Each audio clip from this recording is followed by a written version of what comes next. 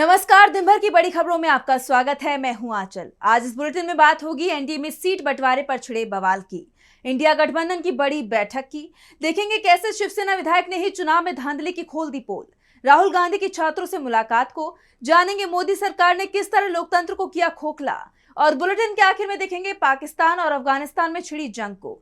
लेकिन दिन भर की तमाम बड़ी खबरों से पहले एक नजर आज की सुर्खियों पर। आजम खान को वापस मिली वाई कैटेगरी की सुरक्षा, पूर्व मंत्री के लिए भेजे गए गार्ड और गनर, जमानत पर जेल से बाहर आए हैं आजम खान। अखिलेश यादव ने बीजेपी पर साधा निशाना, सीएम योगी को बताया घुसपैठिया, झूठ बोलने के लिए लगाए आरोप। शाह के घुसपैठ वाली पोस्ट पर पवन खेड़ा का सवाल पूछा, पिछले 11 साल से क्या कर रहे थे गृह मंत्री। शाह ने हाल ही में घुसपैठ के आंकड़े किए थे साझा। प्रियंका खरगे ने सीएम सिद्धरामैया को लिखा पत्र, कहा आरएसएस को सरकारी जगहों में कार्यक्रम की न दी जाए अनुमति, लोगों के मन में नकारात्मक विचार भरने के लगाए आरोप। ये तो थी सुर्खियां। अब बात आज की सबसे बड़ी खबर की। बिहार विधानसभा चुनाव से पहले ही एनडीए के टूटने के जो दावे किए जा रहे थे वो सच होते दिखाई दे रहे हैं। एनडीए में टूट की खबरों के चलते बीजेपी में चिंता दिखाई दे रही है और यही कारण है कि अब गठबंधन को बचाने की कमान खुद गृह मंत्री अमित शाह ने संभाल ली है। उनके आवास पर एनडीए की बड़ी बैठक बुलाई गई, लेकिन खबर आ रही है कि शाह ने भी घुटने टेक दिए हैं।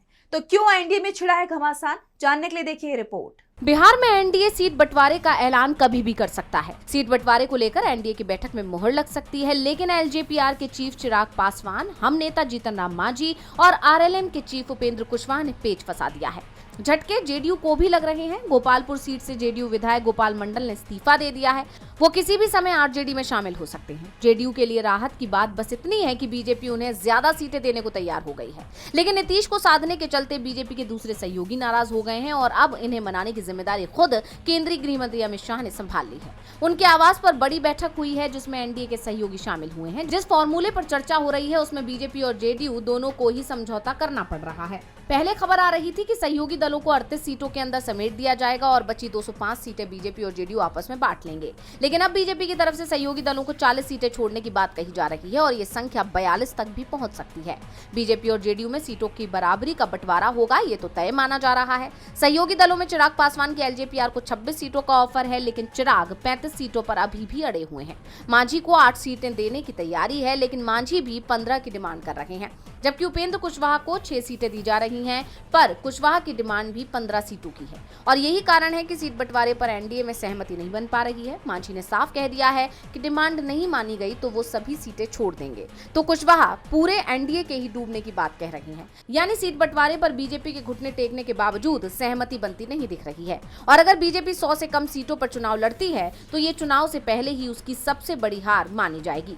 एनडीए में घमासान मचा हुआ है तो महागठबंधन में अब सीट बंटवारे पर सहमति बनती दिखाई दे रही है। आरजेडी चीफ लालू और तेजस्वी यादव दिल्ली आए हुए हैं और कांग्रेस हाईकमान से उनकी मुलाकात होनी है, जिसमें सीट बंटवारे का फॉर्मूला तय हो जाएगा।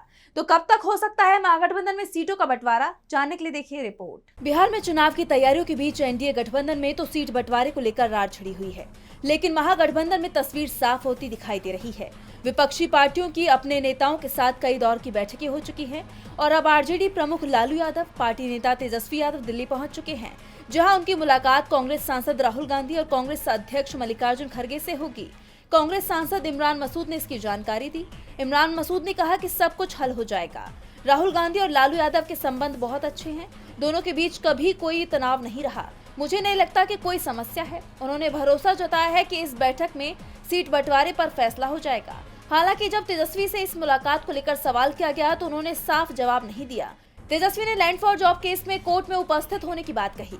इस बीच आरजेडी नेता भाई वीरेंद्र का भी बयान सामने आया है। जब उनसे पूछा गया कि क्या महागठबंधन में भी सीटों के बंटवारे को लेकर पेच फंसा हुआ है, इस पर जवाब देते हुए उन्होंने कहा, सब हो गया है, कल प्रेस कॉन्फ्रेंस होगा, आप लोगों को पता चल जाएगा। नहीं, कहीं कुछ नहीं है, कुछ नहीं है। महागठबंधन के अलायंस जो है वो ऑल इज वेल है और कल घोषणा हो। भाई वीरेंद्र ने साफ कर दिया कि महागठबंधन 13 अक्टूबर को एक बड़ी प्रेस कॉन्फ्रेंस करेगा जिसमें सीट बंटवारे का ऐलान हो जाएगा। जिस तरह महागठबंधन पूरी प्लानिंग के साथ इस चुनाव की तैयारियों में जुटा हुआ है, उससे साफ है कि उसकी तैयारी मजबूत है। ऐसे में एनडीए को इस बार के चुनाव में कड़ी चुनौती मिलनी तय मानी जा रही है। बिहार में एनडीए के अंदर टकराव दिखाई दे रहा है तो महागठबंधन में बात बनती दिखाई दे रही है। सीट बंटवारे के बाद चुनाव प्रचार में तेजी आएगी और चुनाव में सबसे बड़ा मुद्दा वोट चोरी का ही बनेगा, जो बीजेपी और चुनाव आयोग दोनों को ही परेशान कर रहा है। इस मुद्दे पर अब बीजेपी के सहयोगी भी उसकी चिंता को बढ़ाते दिखाई दे रही हैं, क्योंकि अब वोट चोरी पर बीजेपी की सहयोगी पार्टी ने ही बड़ा खुलासा किया है। तो क्या है पूरा मामला, देखिए इस रिपोर्ट में। महाराष्ट्र चुनाव के नतीजे शुरुआत से ही सवालों के घेरे में हैं। विपक्ष पहले से ही इस तरह के आरोप लगा रहा था। लोकसभा में नेता विपक्ष राहुल गांधी लगातार वोट चोरी पर बड़े खुलासे कर रहे हैं और जल्द ही वो हाइड्रोजन बम भी फोड़ने वाले थे, लेकिन उससे पहले ही शिंदे के विधायक ने अपनी ही सरकार पर बम फोड़ दिया है। पैठड़ से शिवसेना विधायक विलास भुमरे ने महाराष्ट्र चुनाव में धांधली के आरोपों पर मुहर लगा दी है। छत्रपति संभाजीनगर में मौजूद संत एकनाथ मंदिर में पार्टी रैली को संबोधित करते हुए उन्होंने कहा, विधानसभा चुनाव के दौरान मैं लगभग 20,000 बाहरी वोटरों को लेकर आया था। इन वोटरों ने मुझे 100% लाभ पहुंचाया। यानी विपक्ष तो पहले से ही आरोप लगा रहा है कि महाराष्ट्र चुनाव में वोटर लिस्ट में धांधली हुई है, क्योंकि विधानसभा चुनाव से महज 5 महीने पहले देश में लोकसभा के चुनाव हुए थे और इस अंतराल में महाराष्ट्र की वोटर लिस्ट में 40 लाख वोटरों के नाम जोड़ दिए गए। विपक्ष का दावा है कि ये नाम दूसरे राज्यों से लोगों को बुलाकर जोड़े गए ताकि एनडीए खास तौर पर बीजेपी को फायदा पहुंचाया जा सके। और अब खुद शिंदे के विधायक ये कबूल कर रहे हैं कि उनकी सीट पर 20,000 बाहरी मतदाताओं को जोड़ा गया था, जिससे तहलका मच गया है। और खास बात ये रही कि जब भुमरे ये बयान दे रहे थे उस वक्त डिप्टी सीएम एकनाथ शिंदे भी वहां मौजूद थे और ये सुनकर उनके होश उड़ गए। उन्होंने बीच में ही टोकते हुए भुमरे से पूछा कि वो वोटरों को कहां से लाए हैं, जिसके बाद भुमरे ने जवाब में कहा कि उनके निर्वाचन क्षेत्र के जो मतदाता बाहर काम कर रहे थे उन्हें मतदान के दिन लाया गया था। लेकिन उनका यह बयान अब सफाई के तौर पर देखा जा रहा है। इस मामले ने राज्य ही नहीं बल्कि पूरे देश की सियासत को एक बार फिर गरमा दिया है और एनडीए इसमें बुरी तरह से फंसती हुई दिखाई दे रही है। अब देखना यह होगा कि ये मामला आगे क्या मोड़ लेता है। शिंदे के विधायक ने राहुल के आरोपों पर मोहर लगा दी है, तो अब राहुल गांधी ने भी बीजेपी को नसीहत दे दी है। राहुल गांधी ने साउथ अमेरिका के 4 देशों का दौरा किया। इस दौरान उन्होंने पेरू और चिली के छात्रों से बात की, जहां उन्होंने नौकरी, शिक्षा, विदेश नीति जैसे मुद्दों पर फोकस करते हुए कांग्रेस का विजन पेश किया। साथ ही बीजेपी सरकार को इन तमाम मुद्दों पर नसीहत भी दे दी। तो क्या कुछ बोले राहुल गांधी, जानेंगे इस रिपोर्ट में। कांग्रेस सांसद राहुल गांधी ने पेरू और चिली के छात्रों के साथ एक संवाद में बीजेपी सरकार की नीतियों पर तीखा हमला बोला और देश के लिए कांग्रेस का वैकल्पिक विजन प्रस्तुत किया। इस संवाद में राहुल ने शिक्षा, अर्थव्यवस्था और विदेश नीति पर फोकस किया है। उन्होंने कहा कि आज भारत में पढ़ाई बहुत महंगी हो गई है। सरकार सिर्फ प्राइवेट स्कूलों के भरोसे न रहे, बल्कि खुद आगे आकर स्कूलों, कॉलेजों में ज्यादा पैसा लगाए। पढ़ाई ऐसी हो जो सवाल पूछना सिखाए, अंधविश्वास से दूर रखे और देश के हर तबके की विविधता दिखाए। इसके साथ ही अर्थव्यवस्था के मुद्दे पर भी राहुल ने मोदी सरकार पर तीखा हमला बोला। उन्होंने कहा कि देश में जॉबलेस ग्रोथ चल रही है। राहुल गांधी ने कहा कि बीजेपी ने देश में सिर्फ बड़ी बड़ी ट्रेडिंग मोनोपोली खड़े कर दिए हैं और अब हमारी सबसे बड़ी कंपनियां चीजें बनाती नहीं, बस खरीद बेच रही हैं। इससे छोटे और मझोले उद्योग यानी एसएमईज खत्म हो रहे हैं, जो असली नौकरी देते हैं। इसके साथ ही राहुल ने जीएसटी और नोटबंदी को भी छोटे और मझोले उद्योगों का विरोधी बताया और कहा कि जीएसटी ऐसा हो जो उत्पादन करने वालों को इनाम दे। कांग्रेस आएगी तो खेती, फूड प्रोसेसिंग और आईटी जैसे सेक्टर पर फोकस करेगी।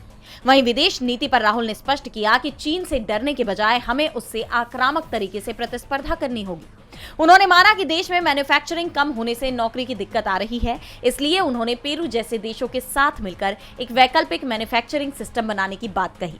कुल मिलाकर राहुल ने विदेश में छात्रों के सामने कांग्रेस के विजन को पेश किया, जिसका देश की शिक्षा, नौकरी और विदेश नीति जैसे तमाम मुद्दों पर फोकस। यानी राहुल गांधी देश के साथ विदेश में भी कांग्रेस का विजन पहुंचाने का काम कर रहे हैं। राहुल ने मोदी सरकार पर हमला बोला है, तो खरगे ने भी कई बड़े खुलासे किए हैं। 20 साल पहले यानी 2005 में मनमोहन सिंह के नेतृत्व वाली यूपीए सरकार आरटीआई यानी सूचना का अधिकार अधिनियम लेकर आई थी। इसका मकसद था कि शासन में पारदर्शिता और जवाबदेही लाई जाए, जिससे सरकारी फाइलों में छिपी जानकारियां जनता को मिल सके। लेकिन मोदी सरकार में इस कानून को कमजोर कर दिया गया। कांग्रेस अध्यक्ष मल्लिकार्जुन खरगे ने इस पर बड़ा खुलासा किया है। तो क्या कुछ बताया खरगे ने, जानेंगे इस रिपोर्ट में। कांग्रेस अध्यक्ष मल्लिकार्जुन खरगे ने मोदी सरकार पर सूचना का अधिकार यानी आरटीआई अधिनियम को व्यवस्थित तरीके से कमजोर कर लोकतंत्र और नागरिकों के अधिकारों को खोखला करने का गंभीर आरोप लगाया है। खरगे ने बताया कि 20 साल पहले तत्कालीन प्रधानमंत्री डॉक्टर मनमोहन सिंह और सोनिया गांधी के नेतृत्व में कांग्रेस की अगुवाई की यूपीए सरकार ने आरटीआई अधिनियम लागू करके पारदर्शिता और जवाबदेही के एक नए युग की शुरुआत की थी। उन्होंने आगे लिखा कि पिछले 11 वर्षों में मोदी सरकार ने व्यवस्थित रूप से आरटीआई अधिनियम को कमजोर किया है, जिससे लोकतंत्र और नागरिकों के अधिकार को खोखला कर दिया गया है।